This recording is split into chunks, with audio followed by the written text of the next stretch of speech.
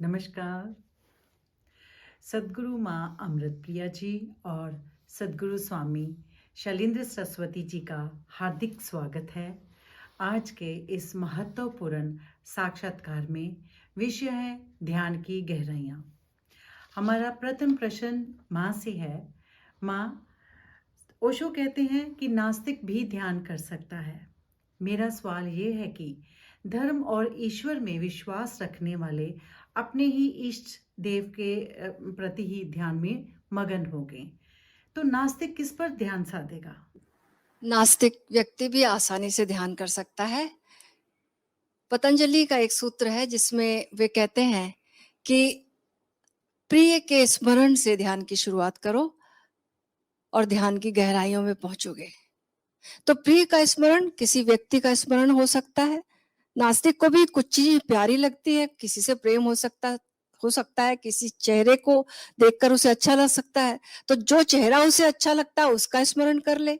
जो फूल अच्छा लगता है, वस्तु फूल अच्छा लगता है, उसका स्मरण कर ले।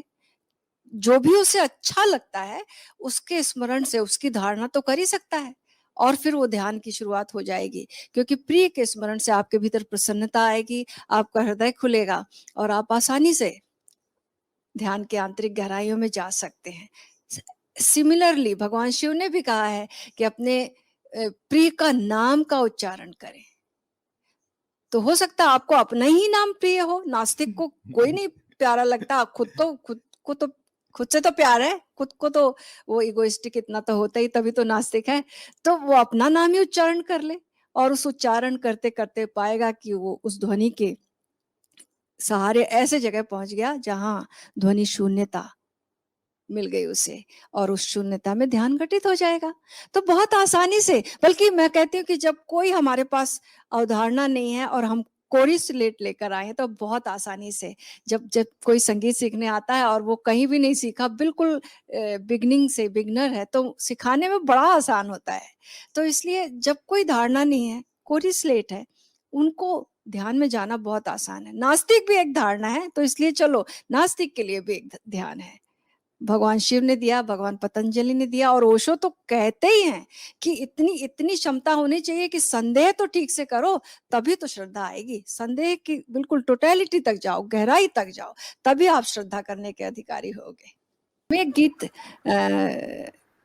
जी वाह। इस भाव को और अच्छे से बता देगा, तो मैं गा कर ही अपनी बात को कहना चाहूंगी, जी ओशो की बिल्कुल बात को माँ। कहना चाहूंगी। ओशो जो जी कहना चाहते हैं, ध्यान करो, ध्यान करो, ध्यान करो, ध्यान करो, ध्यान करो, ध्यान करो, ध्यान करो, ध्यान करो।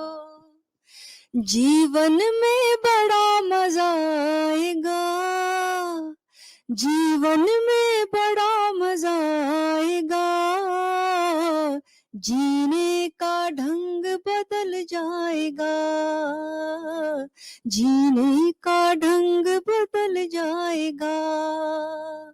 प्रेम करो, प्रेम करो, प्रेम करो, प्रेम करो। भक्ति में डूब के तर जाएगा, भक्ति में डूब के तर जाएगा, जीने का रंग बदल जाएगा, हो जीने का रंग बदल जाएगा। आंसू भरी है ये जीवन की राहें, आओ ओशो ने फैलाई है बाहें। जब भी करो तभी संभल जाएगा, जीने का ढंग बदल जाएगा।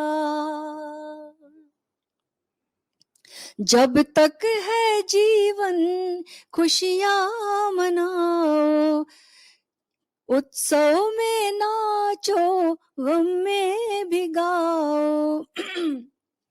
जब तक है जीवन उत्सव मनाओ, खुशियों में नाचो, गम में भी गाओ, सुख दुख का साक्षी बन जाएगा, जीने का ढंग बदल जाएगा, हो जीने का ढंग बदल जाएगा। तो ध्यान ओशो कहते हैं एक जस्ट अवेयरनेस, ऐसी अवस्था जब कोई ऑब्जेक्ट नहीं है सामने, जैसे कोई एक दिया है और उसका केवल एक प्रकाश, कोई आए तो सामने पड़ जाएगा, कोई नहीं है तो भी वो प्रकाश खाली कमरे में भी, ऐसा हमारा प्रेम हो, ऐसा हमारा ध्यान हो। हम किसी से प्रेम कर रहे हैं, एकाग्रता हो गई, हम प्रेममय अवस्था में हैं, हमारी भाव दशा है प्रेम की, तो ये ज्यादा महत्वपूर्ण है। जब हम प्रेमपूर्ण भाव दशा में होंगे तो किसी के प्रति नहीं, फूल की खुशबू की तरह हमारा प्रेम होगा, क्योंकि जब हमारा प्रेम किसी एक के प्रति होगा तो बाकी अन्य के प्रति क्या करेंगे हम, बाकी अन्य के प्रति क्या होगा, घृणा। जो भी उस प्रेम में बाधा देगा, और सभी बाधा समहाउ बाधा ही देंगे। एक बच्चा को माँ प्यार करती है तो बाकी अन्य बच्चों को भले दिखता ना हो कि वो नफरत करती है या डिसलाइक करती है, लेकिन उसके बच्चे के आगे आने में सभी तो आगे आड़े आएंगे ना, जो भी आड़े आएगा वो तो फर्स्ट देना चाहती है, बिल्कुल हाईएस्ट, तो जो भी आगे आड़े आएगा वो सब उसके दुश्मन हो जाएंगे। तो इसलिए जब कोई माँ ऐसा प्यार करे, ये मेरा नहीं है, अपने प्रेम के कारण प्यार करे अपने बच्चे को, तो फिर वैसा प्यार नहीं है, फिर वो उसके सामने कोई भी बच्चा आएगा वो प्यार रहेगा, वो प्रेमपूर्ण रहेगी। ऐसा प्रेम, जस्ट लव, जस्ट अवेयरनेस, ऐसी चेतना जब कोई ऑब्जेक्ट नहीं है तब भी वो होशपूर्ण है, बोधपूर्ण है, ये ध्यान। ऐसा हृदय जब कोई नहीं है तब भी प्रेम की तरंगे छोड़ रहा है, बह रही है उससे, ये है जस्ट लव। इसके लिए ओशो कहते हैं ये जीवन का ढंग बदल जाता है ध्यान करने से, और ऐसा प्रेम घटित हो जाता है ध्यान करने तो से। आस्तिक भी कर सकता है और नास्तिक भी कर सकता है। ठीक बात है। हमारा अगला प्रश्न स्वामी जी से है। हम आध्यात्मिक विचारों और शक्तियों को श्रेष्ठ मानते हैं, फिर संसार में ऐसा क्यों दिखाई देता है कि निकृष्ट शक्तियां जीत रही हैं और उच्चतर मूल्यों की पराजय हो रही है? महत्वपूर्ण सवाल है, क्योंकि धार्मिक साधना करने वाले अक्सर इस द्वंद्व में फंस जाते हैं। एक तरफ संसार की वासनाएं खींच रही हैं जो कि फैक्ट्स हैं, रियल हैं, और दूसरी तरफ उनकी काल्पनिक मानसिक धारणाएं हैं जिसको वो आध्यात्मिक समझ रहे हैं। निश्चित रूप से उस कल्पना में कोई प्राण नहीं है, कोई दम नहीं है। जब इन दोनों के भीतर संघर्ष होगा तो जो रियल है वह जीतेगा।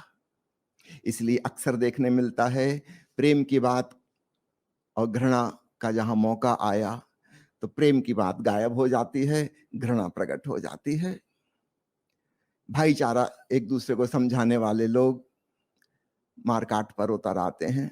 अहिंसा परमो धर्म का गुणगान करने वाले हथियार निकाल लेते हैं।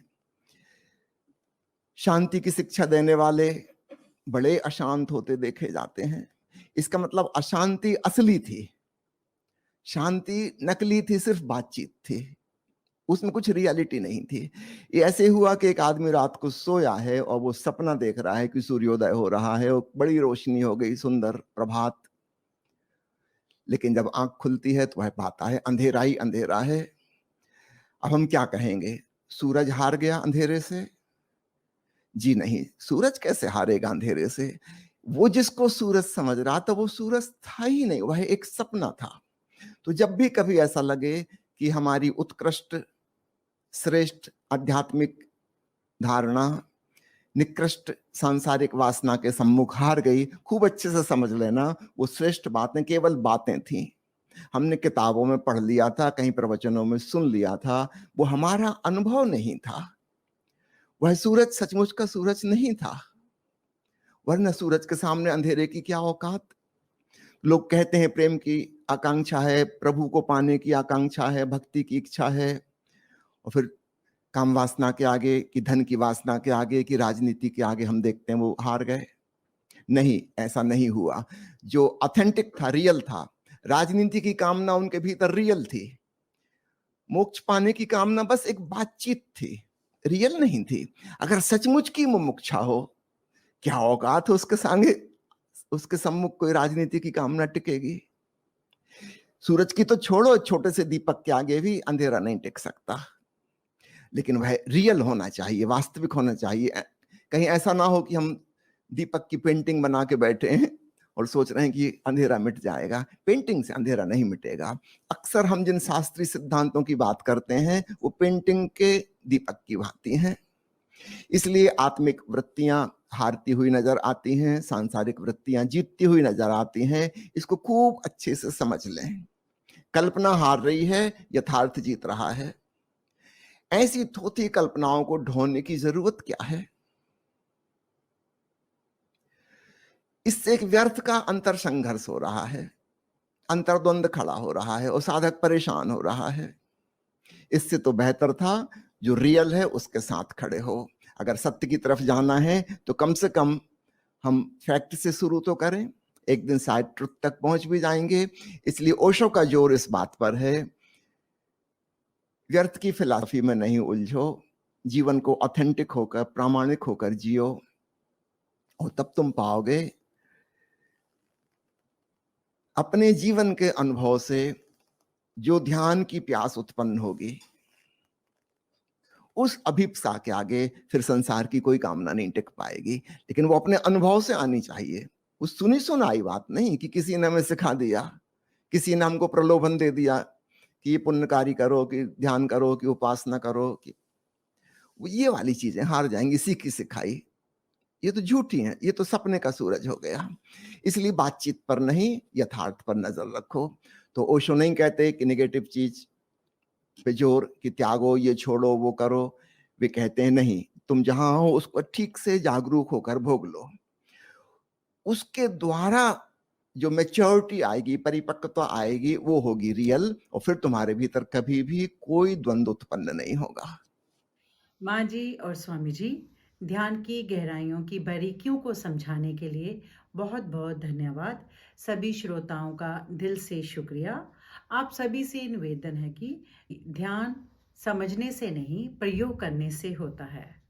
हमारे ओशो फ्रेग्रेंस के ऑनलाइन और ऑफलाइन कार्यक्रमों के साथ जुड़े रहिए ताकि जो समझा है उसको प्रयोग में भी लाया जा सके। जय ओशो।